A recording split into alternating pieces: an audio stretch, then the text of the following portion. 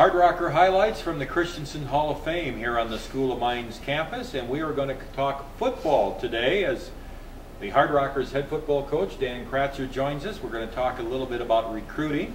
The 2011 schedule is complete, and some of the differences between recruiting in the NAIA world and the NCAA world. But first of all, Dan, let's talk about recruiting.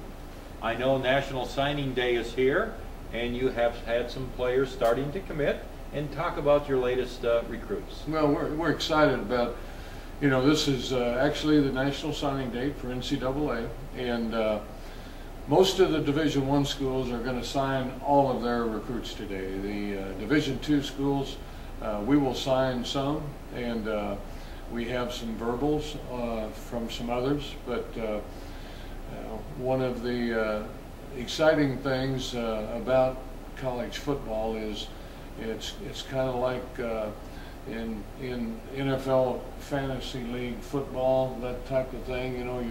You're out there, you're recruiting, you're pulling the guys that you want, and now you come back down to reality. You find out who you're going to get and who you're not going to get. So it's an exciting time, and I think as we grow in Division II, I think this date will become more and more important to us and to our recruits in the future. Were you recruiting for a specific area, or do you recruit best athlete, best student that you can find? Well, we always recruit and put a priority on offensive and defensive linemen. We'll do that every year because at this level, at any level, but at this level and where we are here at South Dakota Mines in the engineering and science profession, it's a little harder to find those kind of guys, those big, strong linemen that can compete in college football, and that are also, engineering guys or science guys. So we put a priority there because we never have enough of those kind of people. And then, of course, the next area is we make sure that we go after some of the best athletes, that fit our school. What are the rules as far as this transition to this Division II for the School of Mines? Tell us a little bit about what type of rules are different, or what do you have to be more careful about, maybe a couple of the major things. Yeah. Well, I think one of the major things is when you have an official visit, when you bring somebody and assist in them coming to campus and have them pay for their meals and that type of thing on campus, and they stay in the dorms. we have to have paperwork, and I think the biggest difference between NCAA and NAIA is how much paperwork we have to do.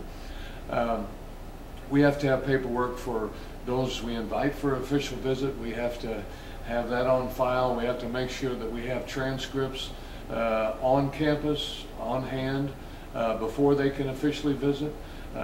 They need in the future, there are a lot of areas in reference to applying and getting their application online and getting their official transcripts or unofficial transcripts and official test scores. And so we have to have all those things done before we can actually invite a young man to come on the campus on an official visit. So again, it's been a few years, I guess 6 now, since I was at Division I, where we have administrative assistants and secretaries to do all those things for us. And now, being kind of our own secretary and our own administrative assistants, we as coaches have to get these things lined up. So, but it's been a very good transition with the admissions department. They have done a great job in helping us out, and that's been a real plus.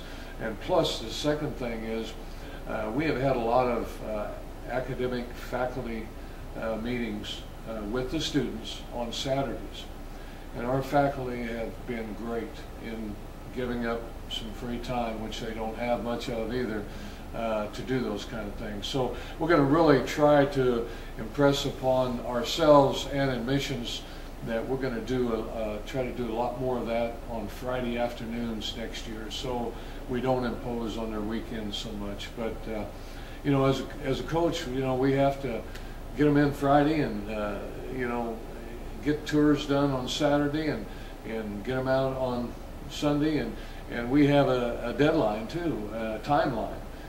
We can only have them on campus for 48 hours. So that's an NCAA regulation. So it used to be, if, you know, in the NAI, if you had a young man come on campus, that wasn't a big concern. You know, he'd spend all day Friday and all day Saturday and that type of thing. You know, just like the general students that come in, they could spend a lot of time. So we have to keep track of that, and the paperwork, you know, just gets more and more.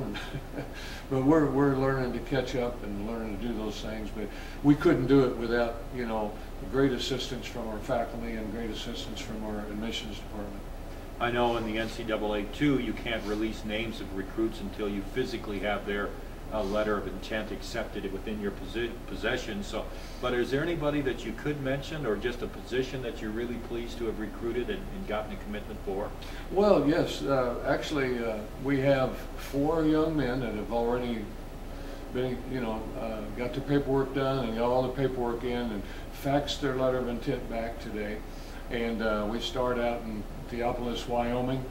Mitch Severson, the all-state quarterback, committed to us, going to be in atmospheric science, and you know, this kid's played in a couple of state championship games and won a state championship, and his dad's a coach, and so all those things are real positive.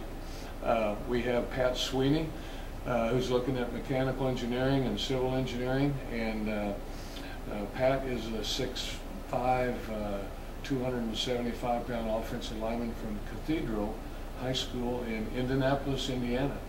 And so we've found our way into Indianapolis, which is going to be a real plus for us. Pat Bloman from Fort Collins, a 6'4", 205-pound quarterback. And you know, Pat is, he's going to major in physics. And so, oh, an easy course. Yeah, an easy course. He said, I didn't want that engineering. He wanted something a little different. But you know, that's a real, again, another quarterback situation where we're really pleased. And then the 4th young man is from Texas, and his name is Tarrington Rivers, and he is 6'2", about 220 pounds, and he's one of those guys that he's played quarterback. He was a running back a year ago, and also this year he was an all-state wide receiver. 6'2", 220, and you know, that's the kind of guy that you say, hey, this guy's really a good athlete, and that's what we want to do. And he's going to major in engineering. So we've the 4 guys are from different parts of the country, and wow. A couple of areas where we've really, you know, just gotten into for a first year, and so we're excited about that. And then, of course, like I said, we've got 6 verbals that we really can't talk about right now, but we're pleased with where we're at this point in time. And by the end of the month, you know, I think there's a real good chance by the end of February we'll have all the lockers filled down in the locker room. Well, that'd be great. Let's talk one final topic, and that's the schedule completed for 011. It's an 11-game schedule, the most games the School of Mines has ever played in one season, and 5 home, 6 on the road. And we have kind of a split in the schedule. We have a little bit of the old with quite a few DAC conference teams on the schedule, basically the home schedule. But on the road, we've got a lot of new teams. Yeah, well, we do. We're going to have a chance to get in the RMAC and compete with Fort Lewis College and Colorado Mines. Both games will be good bus trips. We'll get to see the Rocky Mountains again, and hopefully before the snows start to fall. And then we go to Missouri, Rolla, Missouri, which Missouri Science and Technology. Used to be known as University of Missouri at Rolla, and it's the engineering and science school in the state of Missouri. And so, you know, we're kind of anxious. That's going to be a long trip for us, but you know, these are all NCAA Division II programs that you know, we're going to see how we fit in as a first-year probationary school into those programs. And then, you know, the other teams, you know, we have Black Hills. We're going to play twice. we're going to play Minot, and we're going to play Sioux Falls. So there's 3 more teams that are NCAA Division II caliber teams that are going through the transition period too. And of course, we will play Valley City, Jamestown, Valley City, Dickinson, Dakota State, and Dakota State. Yeah, right. So we've got a few of the old DAC schools on there, but I guess that doesn't exist anymore. So I don't know what you'd call them. They're former DAC schools. Dan Kratzer joining us here on Hardrocker Highlights with an update on the recruiting, which sounds exciting, review of the new schedule, and the continued transition into NCAA Division II for the Hardrocker football program. You've watched Hardrocker Highlights here from the Christensen Hall of Fame for Coach Dan Kratzer. This is Tom Rudebusch for InsideDakotaSports.com.